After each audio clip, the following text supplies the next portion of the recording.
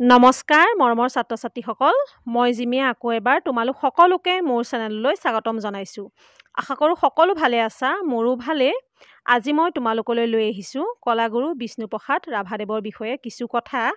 যিহেতু আমাৰ বিদ্যালয়সমূহত বিষ্ণুপ্ৰসাদ ৰাভাদেৱৰ বিষয়ে বক্তৃতা অনুষ্ঠান পাতিয়ে থাকে আৰু ৰাভা দিৱসত আমাৰ বিষ্ণুপ্ৰসাদ ৰাভাদেৱৰ বিষয়ে বক্তৃতা অনুষ্ঠানো পাতে। সেয়েহে মই ভাবিছোঁ আজি যদি তোমালোকক মই কলাগুৰু বিষ্ণুপ্ৰসাদ ৰাভাদেৱৰ বিষয়ে কিছু কথা জনাওঁ তেতিয়াহ'লে তোমালোক উপকৃত হ'ব পাৰিবা। তেতিয়াহ'লে আহাচোন মৰমৰ ছাত্ৰ ছাত্ৰীসকল, তোমালোকেনো বিদ্যালয়ত কেনেকৈ বক্তৃতা দিব লাগে সেই কথাটো জানি লোৱা আৰু কলাগুৰু বিষ্ণুপ্ৰসাদ ৰাভাদেৱৰ বিষয়েও কিছু কথা জানি লোৱা। তেতিয়াহ'লে আহা আজি আমি ভিডিঅ'টোৰ ভিতৰভাগলৈ আগবাঢ়োঁ। আৰু যদি ভিডিঅ'টো ভাল লাগে লাইক কৰিবা, কমেণ্ট কৰিবা আৰু পাৰিলে শ্বেয়াৰ কৰিবা। আৰু যিসকলে আজি মোৰ চেনেলত প্ৰথম ভুমুকি মাৰিছা তেওঁলোকে মোৰ চেনেলটো ছাবস্ক্ৰাইব কৰি ল'বা, তেতিয়া এনেধৰণৰ শিক্ষামূলক ভিডিঅ'সমূহ তোমালোকে পাই থাকিবা। পোনপ্ৰথমে ময়ো এই মহান মনীষীগৰাকীলৈ মোৰ অন্তৰৰ পৰা সশ্ৰদ্ধ প্ৰণিপাত জনাই আজি তোমালোকৰ আগত মই তেখেতৰ বিষয়ে দুআষাৰ ক'বলৈ আগবাঢ়ি আহিছোঁ। আহাচোন তেতিয়াহ'লে মইনো আজি তোমালোকলৈ কি লিখি আনিছোঁ তোমালোকে চোৱা। যেতিয়া তোমালোকে বক্তৃতা অনুষ্ঠান এটা দিবলৈ যাবা তেতিয়াহ'লে তোমালোকে কেনেধৰণে ক'ব লাগিব চোৱাচোন। নমস্কাৰ, আজিৰ সভাৰ সভাপতি মহোদয়, তাৰপিছতে মই অব্লিক চিন দি সভানেত্ৰী মহোদয়া। যদি পুৰুষ হয় তেতিয়াহ'লে তোমালোকে সভাপতিজন যদি পুৰুষ হয় সভাপতি মহোদয় ক'বা, আৰু যদি মহিলা হয় তেতিয়াহ'লে সভানেত্ৰী মহোদয়া ক'বা।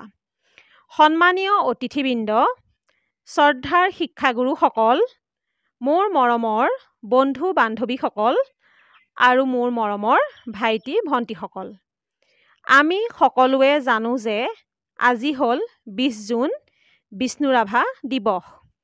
আজিৰ এই মহান দিনটোত পোনপ্ৰথমে কলাগুৰু বিষ্ণুপ্ৰসাদ ৰাভাদেৱলৈ মোৰ প্ৰণাম যাচিছোঁ আৰু এই মহান মনীষীগৰাকীৰ বিষয়ে দুআষাৰ ক'বলৈ আগবাঢ়ি আহিছোঁ।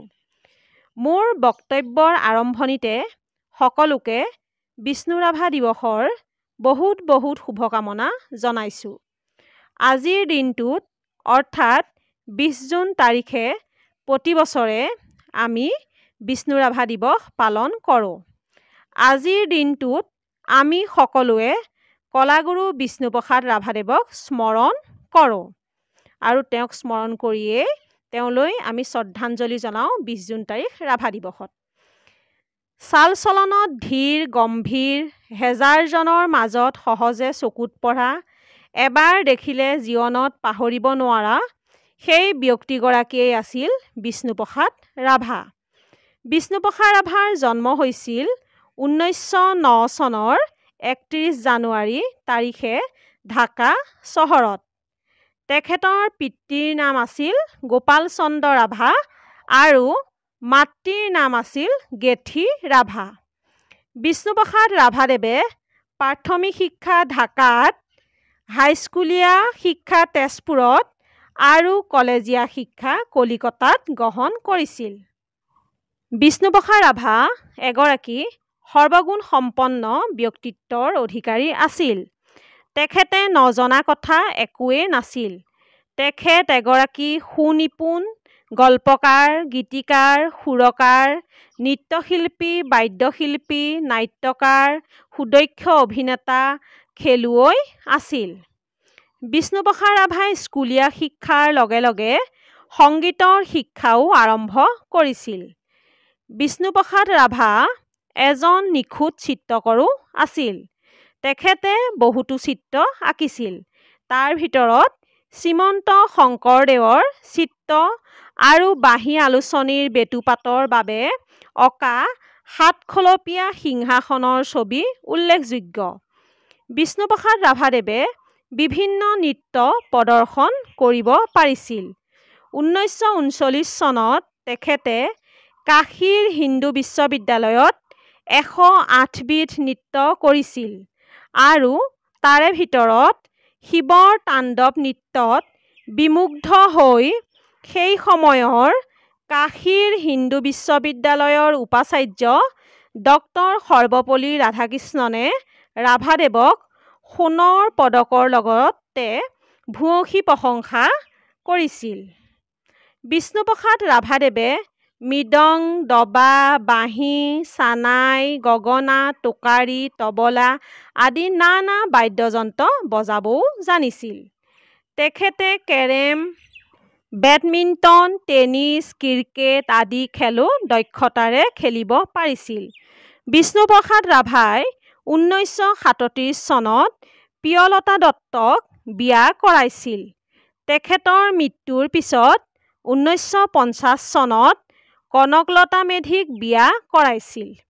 তেখেতে পৃথ্বীৰাজ ৰাভা আৰু হেমৰাজ ৰাভাৰ পিতৃ হৈছিল।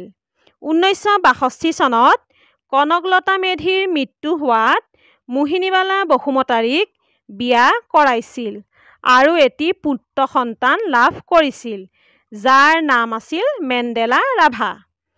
ৰাভাদেৱে 1966 চনত তেজপুৰৰ পৰা নিৰ্দলীয় প্ৰাৰ্থীৰূপে বিধানসভা নিৰ্বাচনত নিৰ্বাচন খেলি জয়লাভ কৰিছিল।